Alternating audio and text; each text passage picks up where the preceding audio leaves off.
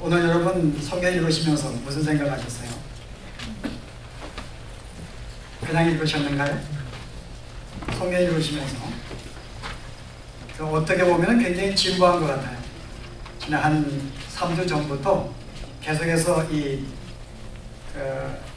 기근을 만난 다음에 곡식을 얻으러 가는 장면이 나옵니다. 귀한 성경인데 이렇게 많은 장을 곡식을 얻는 문제, 근데 이런 문제가 하려고 있는지 여러분 조금 진부함을 느낄 수가 있지만은 실제 엄밀하게 잘 살펴보면은 귀한 교훈이 담겨 있어요. 여러분 오늘 이 내용 여러분 배경하시는가요? 우리가 전체 읽지 않았는데 조금 앞에 어떤 내용이 있는가 좀 궁금합니다. 자, 드디어 이 야곱의 형제들이 베냐민을 데리고 어디 했어요? 애굽으로 내려왔어요. 그리고 이제 곡식을 얻습니다. 여기서 이제 끝나야 되는데 요셉이 이 일로 끝나지 아니합니다. 또 하나의 또 일을 벌리는 거예요. 뭔가 하면은 자기 이제 신하들에게 곡식을 다 담아주어라. 그런데 한 베냐민에게는 어떻게 하라고요? 내가 아끼고 있는 은잔을 거기다 몰래 집어넣으라 그래요. 그리고 이제 보내는 것입니다.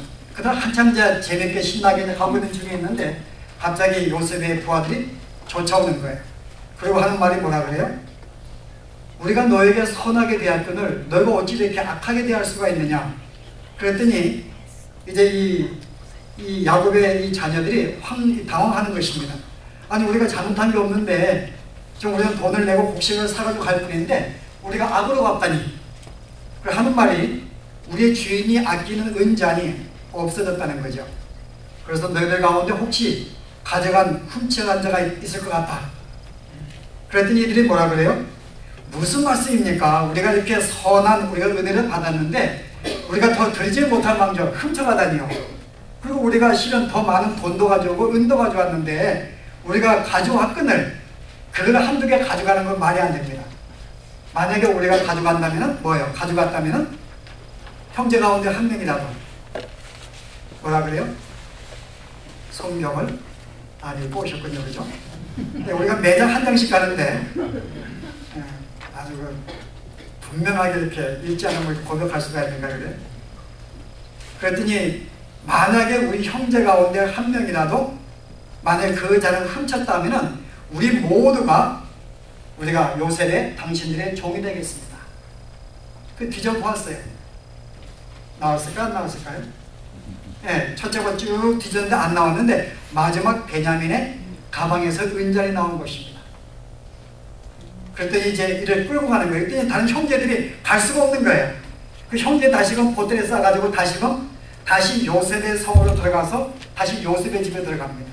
그래서 오늘 그 내용이에요.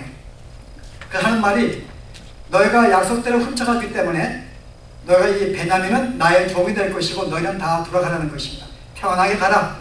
그랬더니 이제 유다가 나서서 형제를 대표하여 이렇게 오늘 말하는 것입니다. 뭐라 그래요? 안 됩니다. 지금 우리 아버지에게는 아들 둘이 있었는데 자기들은 아들도 치지 않았어요. 둘이 있었는데 첫째는 이미 없어졌습니다. 그것 때문에 우리 아비가 너무나 마음이 심적으로 고생하고 고통 가운데 있었는데 그나마 이제 위로받는 것이 둘째 아들 베냐민입니다. 근데 이 아들은 너무나 아껴서 우리가 전에 올 때에도 실제 우리가 못 데려갔습니다. 아버지가 안 보내줘서 당신이 강권했기 때문에 우리가 부득불 데려왔는데 만약에 이 아들을 데려가지 아니하면 어떻게 한다고요? 아버지와 베냐민이 하나이기 때문에 아버지는 필히 죽을 것입니다. 그러므로 베냐민을 보내주십시오. 대신 뭐라 그래요? 유다가? 대신 내가 당신의 종이 되겠습니다. 그리고 나는 우리 아버지가 너무너무 슬퍼서 고통 가운데 있는 것을 나는 지켜볼 수가 없습니다. 라는 것이 마지막 내용이에요. 자, 내용이 이해됐죠 여러분? 아니 요셉이 왜 이와 같은 시험을 또 하나 했을까요 여러분? 우리 지난주일날은 베냐민을 기필코 돌아오라 그것은 우리가 하나님께서 우리에게 베냐민을 내어놓으라고 하는 교훈을 붙잡았습니다. 근데 오늘 내용은요? 어떤 교훈을 주시기 위해서요? 주보를 보시면은 힌트를 얻을 수가 있어요. 자신을 내려놓으라. 오늘 철저하게 낮아지고 있는 야곱의 형제들이 자녀들의 모습을 볼 수가 있어요. 철저하게 낮아지고 있는.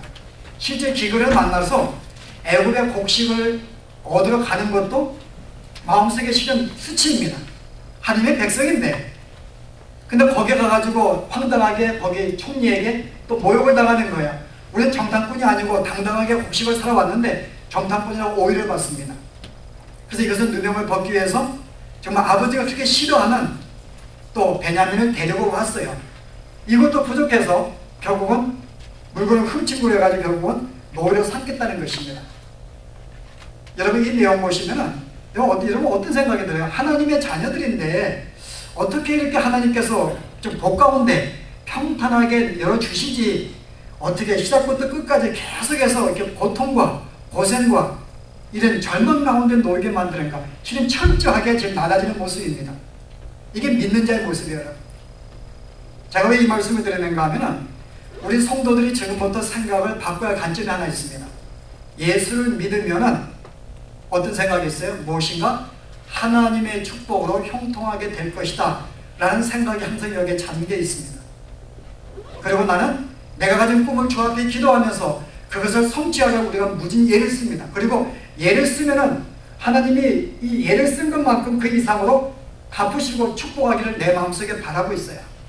그래서 믿는 자에게는 어떤 고통과 좌절이 없고 형통과 번성함이 우리에게 있을 것이다 라는 생각을 가지고 우리가 삽니다. 여러분 어떠시대요?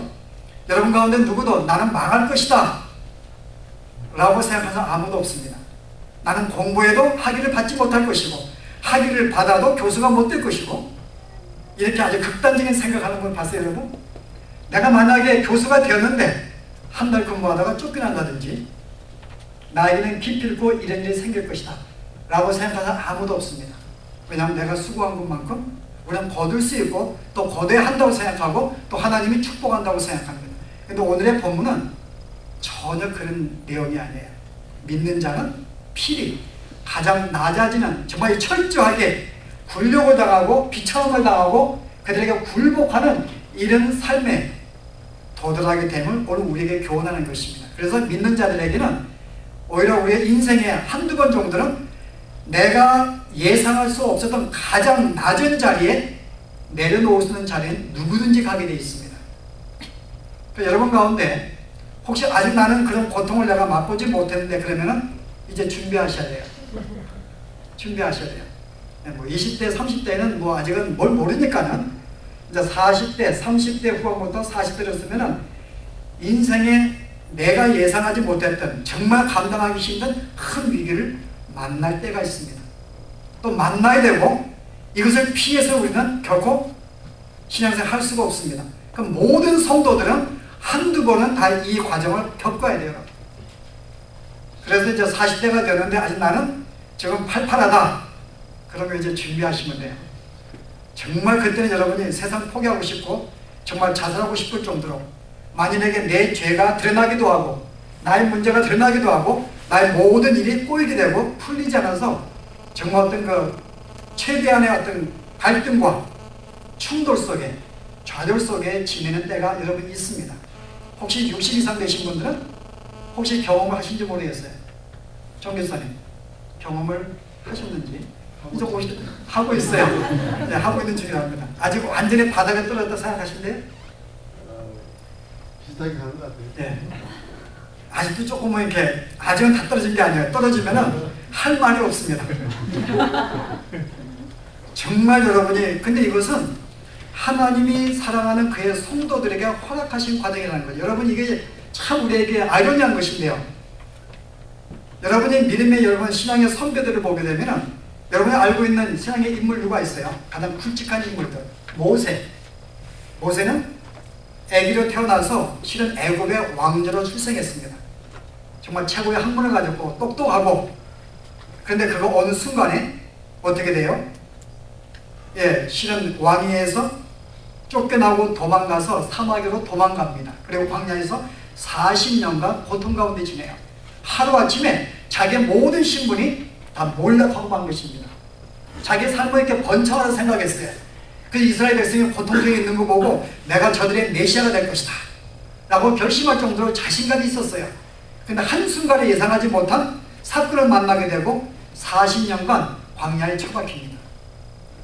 그 다음에 하나님이 그를 불러다가 쓰시는 거예요. 여러분 40년간 얼마나 힘들겠어요. 정말 지위가 낮은 상태란 모르지만은 거의 왕자와 같은 생활을 하던 사람이 갑자기 아무도 기억하지 않는 묻혀진 존재로 산다는 건 쉽지 않습니다.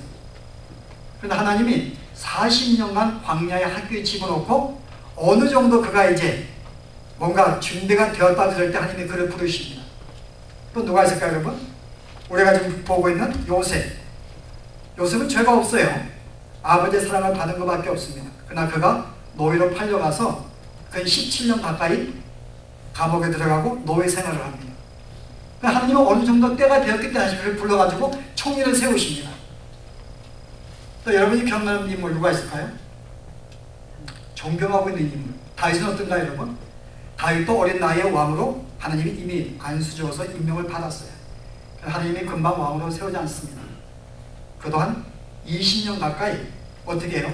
계속 사울에게 쫓겨다니면서 죽음의 어떤 위기를 맞이하면서 노상에서 때로는 굴에서 잠을 자고 여러분 그렇게 살아갑니다. 하나님이 사랑하는 백성들인데 모세, 다윗, 요셉 정말 하나님이 보시기에 예쁜 사람들이에요. 그럼에도 불구하고 그들은 인생의 10년, 20년, 30년, 40년 동안 하나님이 그들 모두를 다 어떤 광야 속에 집어넣고 훈련을 시켰다는 것입니다. 여러분 그 외에 성경에 소개 안 하고 있지만 신앙의 모든 인물들은 하나같이 이 과정을 다 들어갔어요. 광야 학교. 그래서 여러분들도 지금 광야의 학교를 여러분들이 이제 입학할 준비를 하셔야 됩니다. 아직 안 들어가신 분들은 20대, 30대는 서서히 준비해야 돼요. 벌써부터 겁을 주고, 근데 전혀 겁먹지 않아요. 저 나이는 뭐 저게 내게 벌어질 것인가. 저도 그렇게 생각을 했어요. 저도 한참 아내하고 사랑하고 그럴 때는 내가 부부하고 싸우겠는가 40대까지 그 생각 못했어요. 근데 40대가 되면서 뭐 싸우진 않았지만 조금 하여간 삐걱삐걱 하는 것이 보입니다.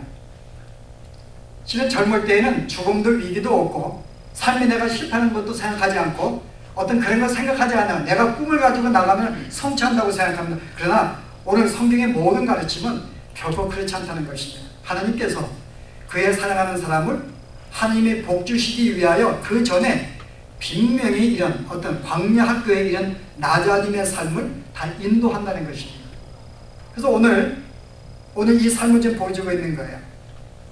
정말 이들은 굉장히 비참한 상태 놓입니다. 그런데 단순히 우리 한 사람이 낮아지는 삶으로 오늘은 끝나지 않고 오늘의 본문은 나 한 사람이 주 앞에 설 때에 정말 겸손한 자의 삶을 살지만은 그 다음에 두 번째 뭐가 있어요? 이것으로 끝나면 안 됩니다. 내가 하나님의 연단 가운데 성숙하고 인격이 되어졌지만은 이것이 우리의 전부가 아니에요. 그 다음에 그런 준비가 끝난 다음에 이제 하나님의 사람과 쓰임받는 일꾼의 과정이 있습니다. 오늘 유다가 두 가지의 모습을 보여주고 있어요.